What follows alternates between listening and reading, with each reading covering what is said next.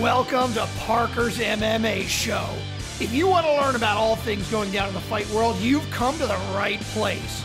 Each episode, your host Parker Keane will take a deeper dive into the always entertaining world of sanctioned fist fighting. Now here's your host, Parker Keane. There we go. We did it. Brok, how you doing?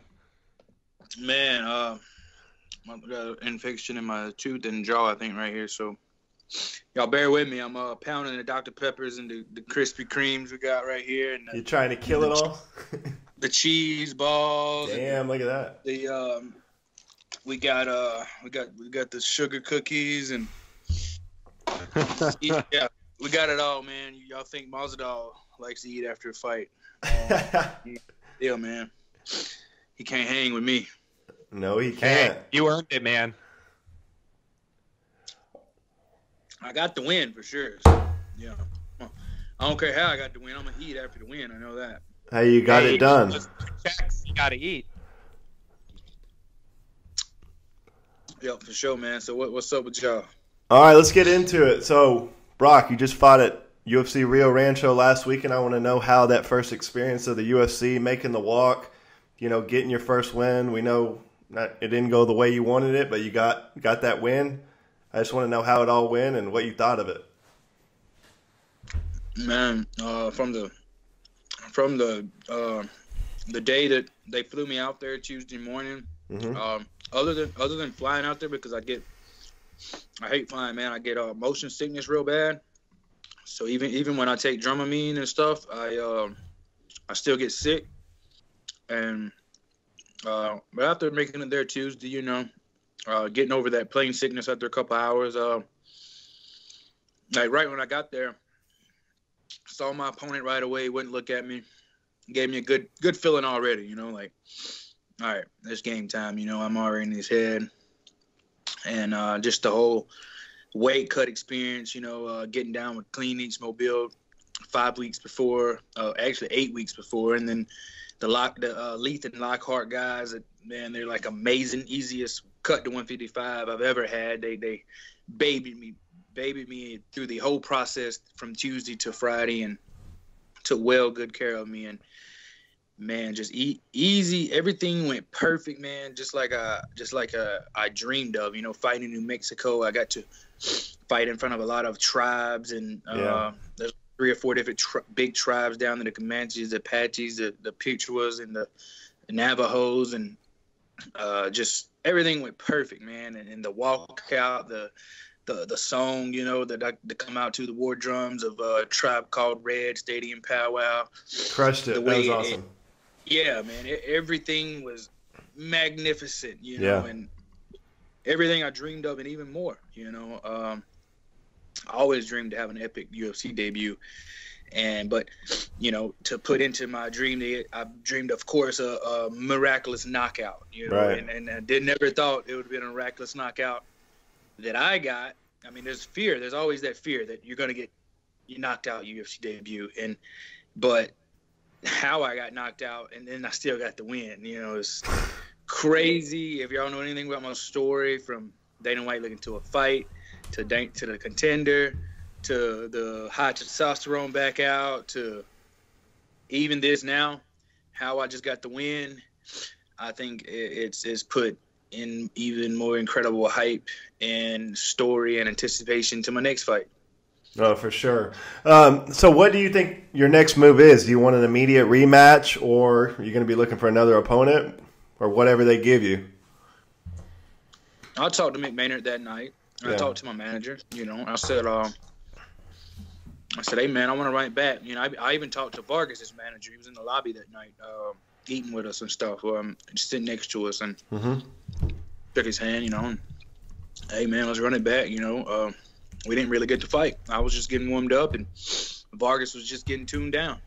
And if anybody knows, my style, I'm a grinder. If you watch the Dana White Contender Series, I lost that first round. I got out-wrestled. I got held down a little bit, but the second and third, my opponent starts fading. If you watch it.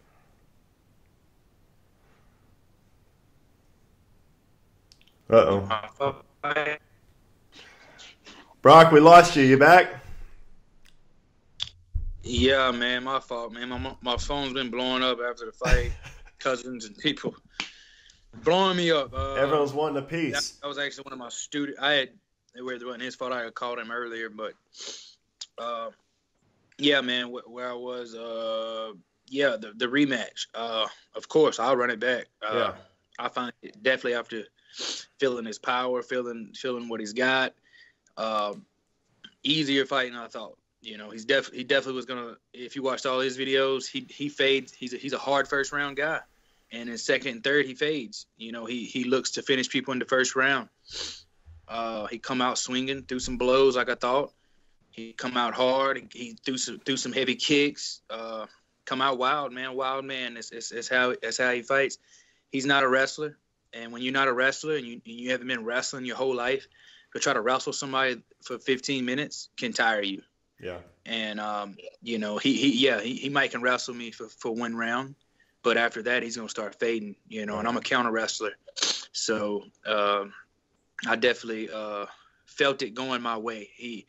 He was giving me his neck a lot. I eventually probably would have got that after he got tired enough to really not defend it. That one he escaped. He got out barely. Yeah, that was close. I thought you had him. I was going fucking crazy. Yeah, he peeled the inside of my glove, but hey, you know, it happens. I would have did the same thing, you know. So you know, no excuse there. Yeah. Good escape, but I don't think he probably would have escaped another one. And I was definitely about to get up. Do my, you know, I know the rules in fight. So, and if you see me in the contender fight, how I get the underhook, scoop my back up against the wall, and wall work up. I know I got to take a couple punches. If he wants to throw the hands, but he's going to get me. He's going to let me up, or he's going to throw some punches and try to knee me in the chest, or wait till I get on my feet to knee me in the face. By the time I'm on feet, I'm blocking my face. Right. So I knew, you know, I know the rules. If the rules were different, if the rules were you can knee somebody when they're on their butt or their knee, then I would train totally different ways to get up off the wall. You know, with my hands up or something. You know, it would be a different approach to that. But definitely, I'm using the rules as my advantage. I mean, that's why they're made. You know, to use them as your advantage to keep people safe, to keep people fighting longer. But you know, I don't think after watching how the fight went, the guy being 33, now he's 0-2, and how he did the fight. You know, I was on my butt. He did grab the back of my neck, and it did look intentional.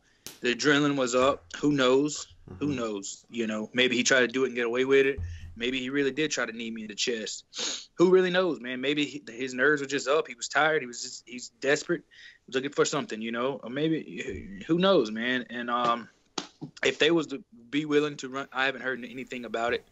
So I don't think they will. I don't think they'll run a rematch. If they did, are you good to go right away, or are you on some sort of suspension or anything? 30-day rest. Okay.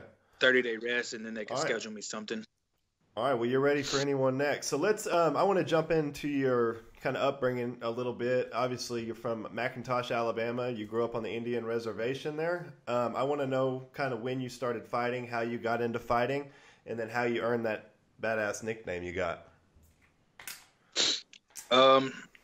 So 12 years old, I started boxing with I call him my uncle because he was like my dad's brother growing up, my stepfather, and he actually boxed Roy Jones Jr. 6 times coming up, and they actually boxed 3 times here on the reservation in McIntosh as amateurs, and him and Roy were pretty close coming up, had fought each other so many times in amateur, and he was 10-0 before he retired, and Roy kept going, and of course Roy became who he become. And my uncle, you know, Nick, Roy always tells me, you know, yeah, man, your uncle could have done more. He could have done more than what he did, but he chose life and becoming a police officer in his family, which is all good. He lives a comfortable, happy life, has 3 great kids, and he has a nice home. You know, I don't think he's complaining. But you know, Roy kept going with it and went to New York and pursued his dream and become Roy Jones Jr., you know, and one of the greatest boxers of all time. And they he started training me for about a year or two, and his gym closed down. I stopped and tried a couple sports in school, but just really wasn't my thing. I was kind of too small at the time, least athletic out of everybody. And my older cousin, which is a pro fighter, they don't fight anymore either, but they were pro boxers and MMA fighters at the time. The one that started training me at 15, he actually fought on the Blood and Sand card back on pay-per-view back when Bobby Lashley and Bob Sapp fought on the main event. That card. He fought Danny Urbati from The Ultimate Fighter, and it was actually his second time fighting him. He had done beat Danny Urbati the first time, and then he knocked 6 of Danny Urbati's teeth out the second time in that fight that night. So very hard hitter, and he used to drag me in the gym, man, and beat me up and knock me out and choke me out. And he was a 190-pound guy fighting at 170, crazy athletic, strong, hits very hard, mean, just don't care. He didn't care if he was sparring a 15-year-old that didn't know nothing. He was still going to try to knock me out with every punch. And I think that toughened me up to when I fought a lot of people, fighting first fight at 17 in a bar, a grown man. Like, oh, man, this dude's my size. He ain't even a pro fighter. He ain't gonna hit hard as Big O hit me. And, yeah, man, just growing up fighting underage and fighting grown men and just, man, I had almost 30-some amateur fights, including amateur boxing and MMA and tough men and made my pro debut at 21 and went undefeated for a while there. Went on like an amateur to pro, like a 12-fight win streak, beat some names in the local regions and come up and right before I made my pro debut, I used to call myself the Punisher, and I was like, man, too many people got the Punisher nickname. Yeah. And a guy that I've been working out with for years, and he had just got on his back. He called me. He's like, man, I'm about to get this tattoo called, the Chata-Tuska. And I was like, don't Chata mean Choctaw? And he's like, yeah, and Tuska means warrior. And he's like, that needs to be your nickname right there. And I was like, man, that sounds pretty good. I ain't gonna lie. I'm gonna steal this from you. He's like, nah, man. He's like, I've been thinking. He's like, you the only one around here fighting. He's like, you are the Choctaw warrior, man, the Mohawk warrior. He's like, that's you all day, And yeah, man, that's about 19, 20 years old is when I got that name and stuck with it. And I think it's suited me, and it definitely represents the tribe. No, it's perfect. So we'll roll into that now. So tell us a little bit about your tribe and Native Americans. I've read several books on Native Americans. They're fighting people. They've been fighting these lands for the last hundreds of years. So do you feel like fighting is something that's just in your blood, that's in your DNA, that you are meant to do, because of your heritage and the way you grew up? Man, dude, look, I know y'all from Texas, but if y'all know people from Mobile and this part of Alabama and down and up around here, probably 100, 150-mile radius, know about Mohawks. They know about two things: partying and fighting. And that's what my people are known for, mostly fighting, because at parties we end up just fighting random people. It's crazy. I remember as a kid sneaking into clubs underage. We'd gang up at the house, and all we'd talk about all night before we go out and party is, all right, boys, who's going to knock out somebody tonight? Who's going to be the one? All right, me. I'm knocking out somebody tonight. And we would just pick a random bystander in the crowd. Like, hey, bro, I'm about to and I'm not bragging about this, I'm saying I'm a new, but I'm just telling how we are. And it's just like a curse on our people, how we're upbringing. It's like, man, every time we come in places, they'd be like, all right, y'all watch out. The security guards are like, all right, y'all watch out for them. They would have extra security guards by us, and we all have a certain look, so we all look alike, and they know when Mohawks are there, so they're always looking at us, and we just blindside somebody and just stomp them out and fight the boys. And it was ruthless, and then we're always known for cutting people. A lot of people we always keep a case 9 knife on us. It's a yellow handle case 9. We call it our Mohawk card. Actually, I think I got mine on me. Hold on. I'll show you what it looks like. Hell yeah. I do. Damn. Mohawk card. That's your Mohawk card, huh? Mohawk card. Yeah, there it is. So it is There go it is. time. You run into the Mohawks in the club, it's go time. Real scalpers. All right. And we used to, the elders said they used to do this when we had a problem. When somebody in the tribe, another Mohawk, had another problem or another Mohawk, we would lock wrists, pull out our case knives, hold it up to the blade, and anywhere from neck down, you stab, and whoever let go loses the fight. Jesus. That's an old elder story. I don't know who does that or who do that, but I'm glad we don't do that anymore. Because I had a lot of problems with my boys, and what we did, we just meet up at the clay pit, draw a circle in the sand, everybody get around, don't let nobody get out until the first one quits, we fight. Shake each other's hand, hug each other neck to each other, we love you, and go play basketball. That's awesome. Oh, good stuff, man. So Brok, you talked a little bit about your upbringing and your early days, fighting underage and stuff. From a pro perspective, you started off 7-4, which is a fine record, but not going to get you in the UFC. But since you started off that way, you rattled off 8 straight wins now, including a win on the Contender Series. What changed for you, Brok? What's better for you, training wise or lifestyle wise, now that you're able to just go in there and beat these guys? When I was 7-4, I was living for myself and in the clubs, in and out, partying, being local famous hero. The like I said, in the Contender Series, the big bad Moa, just having all this praise and glory on myself, and just being hard-headed and stubborn, and and you can't party 3 or 4 nights a week, wake up and train that you need to fight these pro athletes, and it caught up to me. I was never the most athletic guy, so I never really had to rely on athleticism. I always had to rely on hard work and heart. And once that hard work left me, it left me with nothing but heart. But not even heart can get you in there and win a fight. You can get beat up all 3 rounds. If you can't get up and can't do nothing about it, then you lose. You're on the time limit in there. I've always said, without the time limit, I think I can beat anybody out there. You just put me in there with no time, and I ain't giving up. You're going to give up eventually. I'm going to find a way to beat you. But it's not how it goes. We got rules, just like that rule how I won the other night. It ain't the way I wanted to win, but there's rules, and it just happens, and we got time limits. So after that hard work left me, I got to a point where I was burned out with the sport. At one time, I think, went on a couple fight losing streaks, and at that time at 6-4 or 7-4, I was really thinking about giving it up, and moved down to Miami.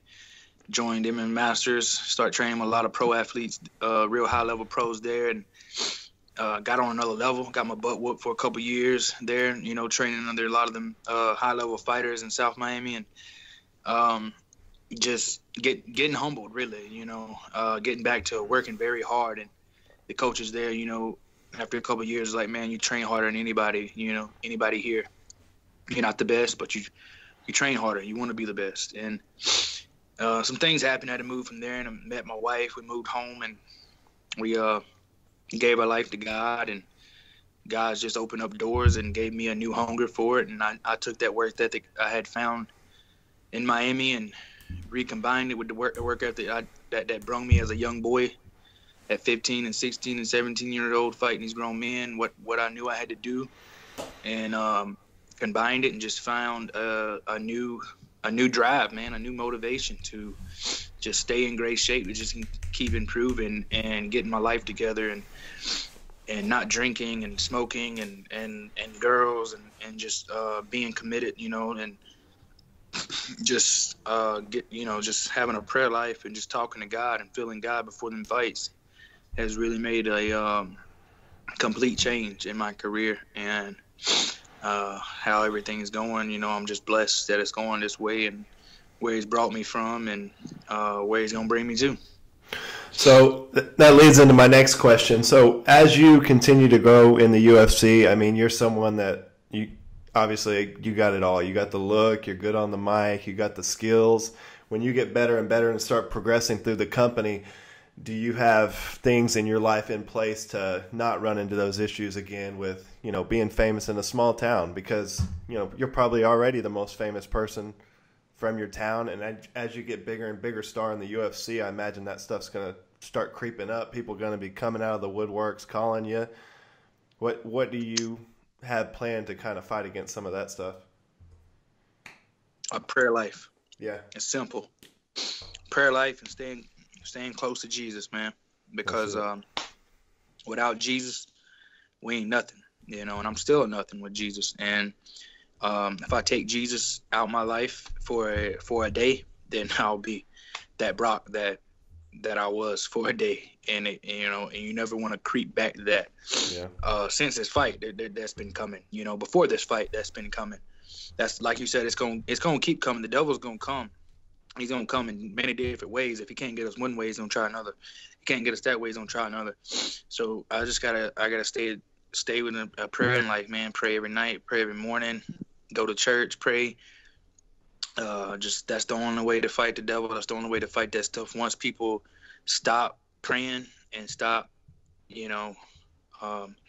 pursuing God and stuff, then that's when they get sucked into that kind of stuff. And sometimes, man, you make it back, and sometimes you don't. And I just don't want to be a laughing stock that don't make it back. Yeah. I don't want to die like a fool. All right, well, good stuff. So my next question, what's a day in the life of Brok Weaver look like? Obviously, we were talking the other day, you do some hunting. Obviously, you do some training. What's your day-to-day life look like? Right now, it's, during training camp, it's, of course, wake up, read the Bible with my wife, prayer, feed all the dogs, and then I head out to training and get 2 or 3 sessions in before the day. But right now it's eat, wake up, pray, feed the dogs, eat again, chill, eat again, and hunt at night. I've been coon hunting probably every night. Training my dogs up. Got some puppies right now, so I'm training them. I'm about to go put some traps out, try to catch me some coons, help train these puppies. Go watch the Wilder and Fury tonight. One of my boxing coaches. Just chilling, eating, and hunting, man. Keeping it simple. Spending time with my wife. Gonna go to the beach next week, hopefully. For a couple days, get away. Just staying humble, man. Keeping it simple, and being a country boy like I am. So tell me about this How coon many hunting. dogs you got, Yeah. Brok? How you corral the coons up in the tree and then shoot them, or what? Yeah, get the dog to go get them up the tree, and then you walk in there and shine your light and find them and shoot them out the tree. Shoot them in the legs so your dog can fight them. That's what he wants to do, and let him fight him and kill it, and on to the next coon. You do a lot of deer How many hunting dogs down you there? training up? How many dogs you training up right now? 3. I took one of them and I'm turning it to a deer dog because I think she's scared of coon, and she pretty much has ran deer the last couple of times I've set her in there for coon. So I'm gonna turn her to a deer dog next season. And I got the mom and daddy dog, they're coon dogs, and I just had puppies, and I kept 4 of them so far. So they're 11 weeks old. I'm gonna go trap some coons and some cages and see how they react to them in the cage first, see if they're scared of them, and build a nerve up and just play around with them. I never heard of a deer dog. What's a deer dog? We don't have that in Texas. It's you train a deer to you set up a spot. You have to do it in a group of people. So a hunting club usually we got here. You set up some spots that you know some deer are in, and you go set your dog through there, and you wait on the other side of the woods where the deer, where your dog's gonna run the deer, and you just wait for the dogs to run it to you, and you track the dogs on your Garmin, and the dog it'll run out the woods, and you'll be able to shoot it. That's a good idea. Easier, faster way to kill deer. Yeah, than spot and stalking them through the woods. All right, Billy, you got the next one. Sure. So back to talking about fighting here, Brok.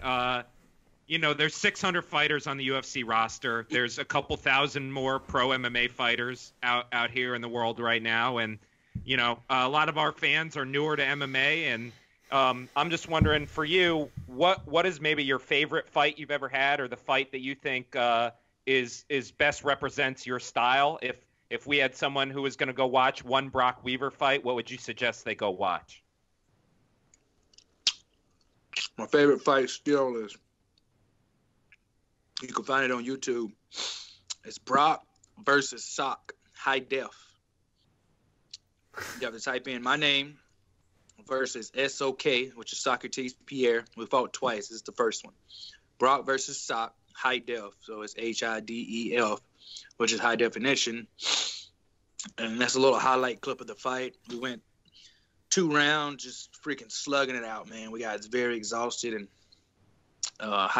Sock had a lot of hype on him at that time. And everybody, even my people, thought I was going to lose to him. And I had to prove to myself that I could beat him. And I ran straight in there, and we brought it out. And it come down to the second round, and I went for a shot. He caught me in his favorite move, Anaconda. I had practiced a sit-out to get out of that the whole camp. And I really thought he was about to choke me out, and somehow my body just reacted without me even knowing. And I hit the sit-out, and took his back and choked him out with exactly 1 second left in the second round. And it was one of the probably greatest still wins to my career, Man, that's awesome. That's great. Brok, you mentioned a lot, you had your uncle who fought Roy Jones, and you had a lot of, fighting around you growing up. Did you have any fights or fighters or anyone you admired growing up, or maybe admire now, that you looked up to, that kind of inspired you to go on this journey? Yeah, like the ones I started training with, James, the Orso brothers, they're Big O, Chuck Orso, the guys that were beating me up when I was young. And my uncle, he was a very good inspiration to work hard. He would, like the first 6 months he trained you, he didn't hold mitts for you or nothing. He just ran and made you do push-ups at 6 inches for 6 months. And if you survived that, then he would hold mitts for you. And most people didn't survive it. That's why the boxing gym closed down, because everybody quit. Nobody. And still, when he still trains every now and then. He'll train somebody around here. Everybody quits after like 2 or 3 months. Like, man, bro, he don't even train you. He just makes you run and do push-ups and sit-ups. I'm like, yeah, you got to survive 6 months. After 6 months, he'll take you serious, and you're in shape enough to hold mitts. Because when he holds mitts for you, it's nonstop punching. you got to make sure your cardio's up. So. All right, Brok, I got one more question for you. So, what are your current goals in the UFC, and then what are some current goals outside of fighting? What do you want 2020 to look like for you? In 2020, I want to get at least 3 more fights, maybe more of that, before the end of 2020, I want to be climbing in the ranks, at least top 20, top 15, something like that. Maybe take a big late notice fight against a top contender, I was like maybe like a Dan Hooker or Paul Fedler or something, something like that, but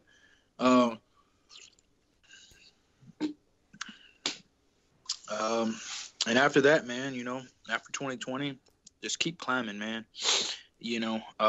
Win, lose, or draw. I just, no matter how I win, I just want to keep climbing, man. Keep representing the natives around the world. Federal recognition for my tribe one day. Future chief one day. Just keep glorifying the Lord. Let my light shine. Let people know, you can make it in life. Keep God first, and just be humble no matter what, and just keep fighting the devil, man. Just keep fighting the devil, man, and keep winning. Keep winning. That's what it's all about. All right, man. I really appreciate you doing this. I know we've been trying to sync this up for a couple weeks, but any shout outs you want to give, or let people know where they can find you on social media and everything? Yeah, man. I got so many sponsors, but I'm gonna shout out all my sponsors separately in a post in a couple of days. But every local sponsor that's helped me, everybody out there that's helped me, you know, my new sponsor, and they've helped me out a lot. Glaxon supplements. If y'all work out or anything, man, I would really advise, not just because they sponsor me, but these guys are very scientific stuff, and it's crazy how it works. It's USADA and WADA approved, and they got stuff that's not USADA and WADA approved if you want to get some extreme stuff. You know, there's nothing illegal either. It's just you know, USADA and WADA is just crazy. They're just, you know, even if it's super illegal, it's still illegal with them. But they got stuff from anything, man, and it's crazy how, like, some of their stuff works so crazily good.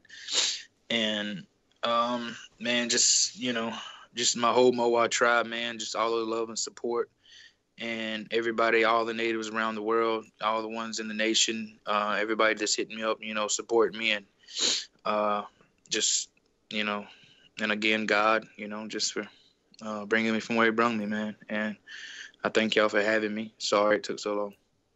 It's all good. We appreciate you coming on. Happy to have you. Yeah. We'll check back in closer to your next fight. Wish you nothing but the best of luck in 2020, and keep making it happen, man. Yes, sir, man. Appreciate y'all. All right, brother. Have a good weekend. Thanks for listening to Parker's MMA Show. Take a moment to rate and review on Apple Podcasts or wherever you get your podcasts, and visit ParkerKeane'sMMAShow.podbean.com for additional information on Parker and to stay up to date on the latest drama in the fight world. For more information and important links about today's episode, check out the show notes.